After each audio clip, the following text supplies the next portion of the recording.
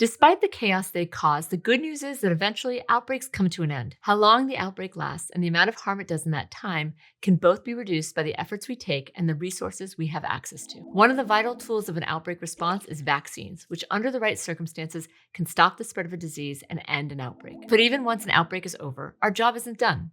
Things don't go back to normal straight away, especially for those who might need help in dealing with the aftermath of such a difficult time. So in this episode, we'll predict the future and discuss how outbreaks end, how vaccines can help that process, and what issues communities face after an outbreak. I'm Pardeep Savedi, and this is Crash Course Outbreak Science.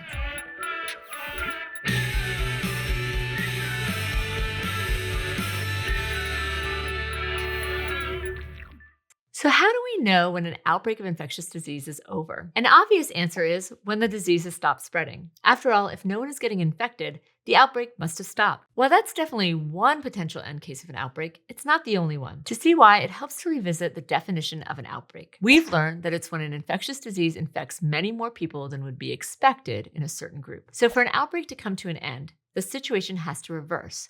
The rate at which new cases of people with the disease appear, called the incidence, will start dropping. Sometimes it'll drop all the way to zero. If the global rate reaches zero for long enough, then we say the disease is eradicated. We'll never get it again. So far, only smallpox has been eradicated for humans. But incidence might not, and frequently does not, go all the way to zero, even in smaller outbreaks. Instead, the incidence might drop to a lower, steady rate. Often that's similar to what the incidence was before the outbreak, like the short-lived outbreak of cholera we looked at in the Ganges Delta in episode 1. The rate of new cases started off small, then jumped up during the outbreak, and finally gradually fell back down to the original level. But sometimes the disease might become endemic when it wasn't before. Before the 20th century, HIV wasn't an infectious disease that affected humans, and we didn't identify it until the 1980s. But after the global pandemic of HIV in the 80s and 90s, while the total number of new infections every year fell from its peak, HIV became persistent in many regions of the world, with only small changes in incidence over time. So in general, outbreaks end when the incidence falls to a steady rate, which may or may not be zero. That tells us something important. Even after an outbreak is over, the disease might continue to have an impact. We might need ongoing supplies of certain resources, like drugs and treatments, and behavioral shifts, like self-isolating when we have symptoms of the disease. Whether the pathogen is gone for good or stubbornly hanging around, the end of an outbreak tends to come about in one of two ways. One, if the outbreak is caused by a reservoir in the environment where pathogens lurk and can spread to humans, like infected food and water or a population of insects, then ending the outbreak involves getting away from the source or getting rid of it. For instance, during the famous London cholera outbreak in 1854, some people in the neighborhood moved away from the infected water pump, and then epidemiologist John Snow decided to break the handle off. Both methods kept people away from the source of the outbreak. And two, if the outbreak is caused by a disease that is transmitted person to person, which we call a contagious disease, then ending the outbreak involves limiting transmission between people. That happens when infected people go on to infect less than one person on average. In math modeling terms, this is when R is less than 1. At that point, with each new round of infections, fewer people become infected than the last time until the outbreak is over. One of the best ways we can make the rate of infections go down is by intervening or doing something to stop the transmission of pathogens. Basically, all of the strategies we've been talking about throughout the series. For example, we can stop outbreaks of bacterial diseases like syphilis by using antibiotics such as penicillin. But the incidence can fall even when we don't intervene. It might fall because the pathogen simply has fewer places to go. If a pathogen has already spread significantly through a community, many people will already have become infected. And as we learned when looking at the immune system, being infected by a particular pathogen means that, at least in the short term, we're unlikely to catch it again. In other words, we become immune. Naturally, as more people become immune, it becomes harder for the pathogen to spread until eventually the incidence of the disease begins to drop. If enough people are immune to a disease, then a pathogen spread will be so limited that even people without individual immunity won't be infected, preventing future outbreaks. This is called herd immunity. It's like when there's not enough fuel for a fire to keep on going, so the flame dies out. The pathogen doesn't have enough susceptible people to keep infecting, so it stops spreading. While that sounds great, in many cases, natural herd immunity relies on a lot of people becoming infected, getting sick, and even dying, which is the very thing we want to avoid. Additionally, it can take a long time for a pathogen to naturally circulate to enough people for the population to develop herd immunity.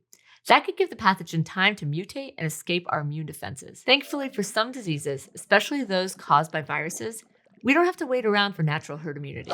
thanks to vaccines. The goal of most vaccines is to help our adaptive immune system, the part of our immune defense that responds to specific pathogens, learn to recognize a pathogen and create antibodies that will fight against the real thing.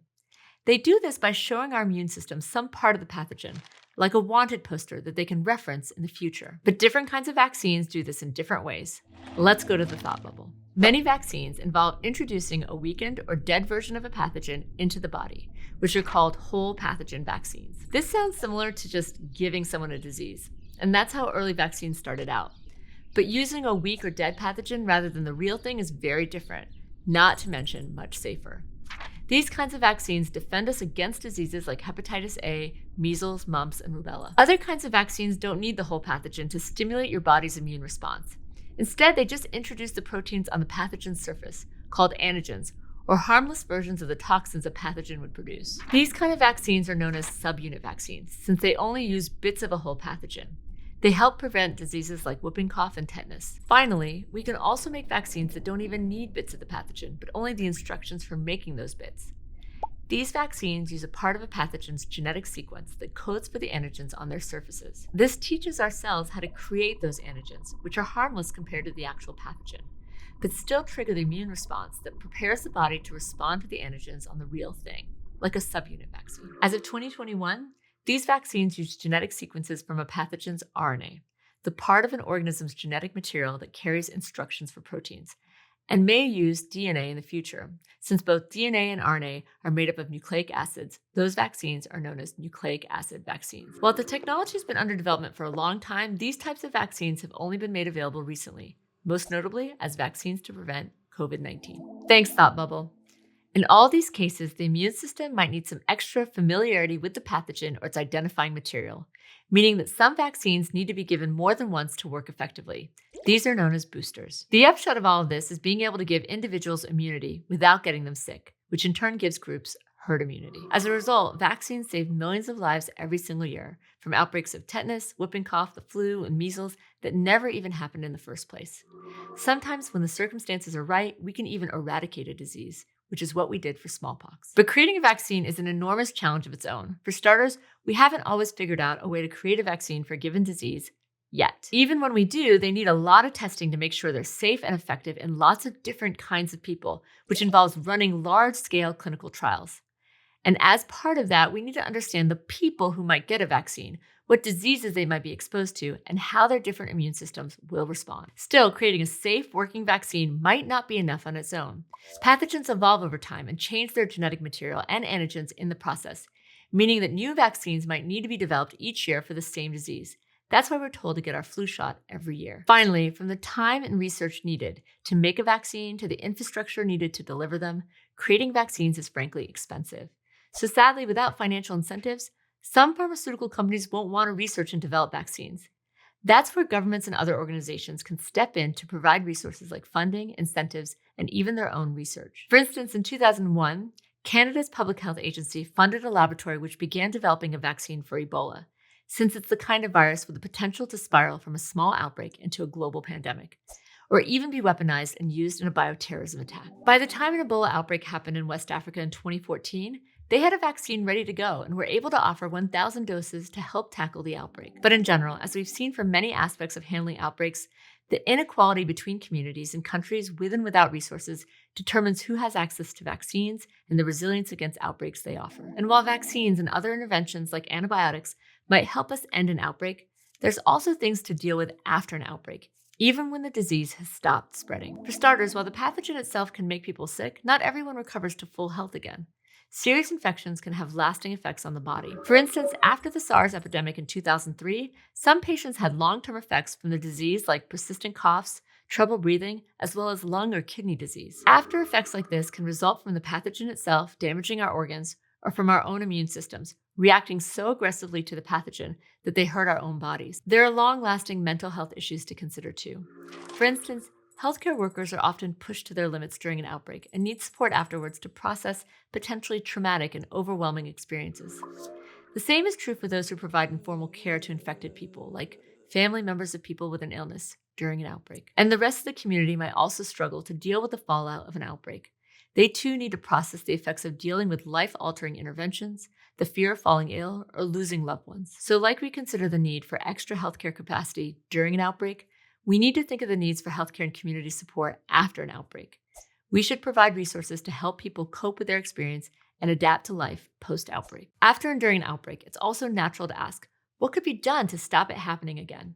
Approaching this question is essential for coming up with strategies that reduce the odds of further outbreaks, which is why we studied them throughout this series. So in our next and final episode, we'll see how we as individuals can use what we've learned to help tackle outbreaks head on.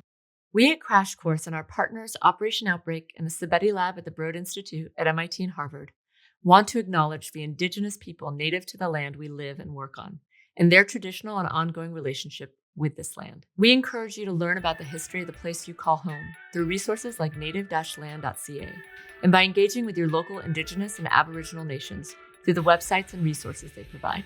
Thanks for watching this episode of Crash Course Outbreak Science, which was produced by Complexly in partnership with Operation Outbreak and the Sabeti Lab at the Broad Institute of MIT and Harvard, with generous support from the Gordon Betty Moore Foundation. If you want to help keep Crash Course free for everyone, forever, you can join our community on Patreon.